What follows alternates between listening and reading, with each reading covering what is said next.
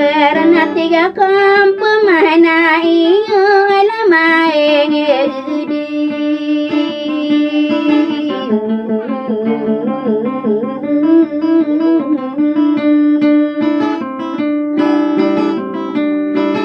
elai diano di kupu mani bulu gikararai nune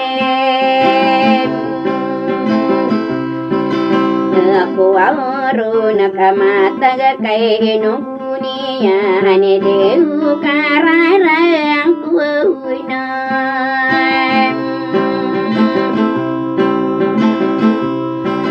oh aku kumalam solala nakaurangan suarai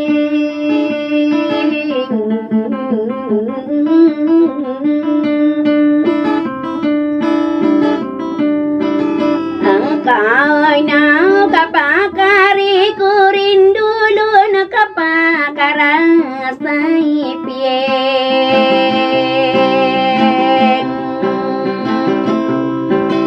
eke aere nai du mangatong nai kasai ani ye uke rai ngana kaya kata karan sita mana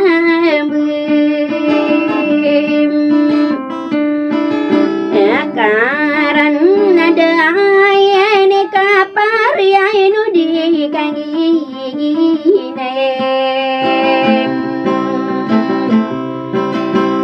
wae natakinu bubusai kadiri di ngaina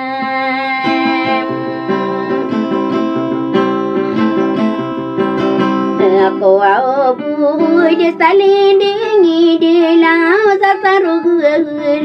ibu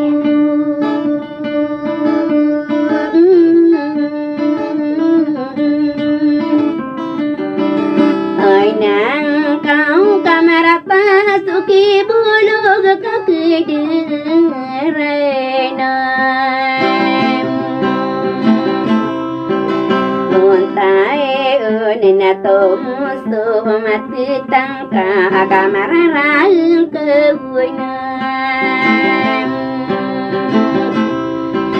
otai unena ketagusagi nawai ni do meraraing ku na tauin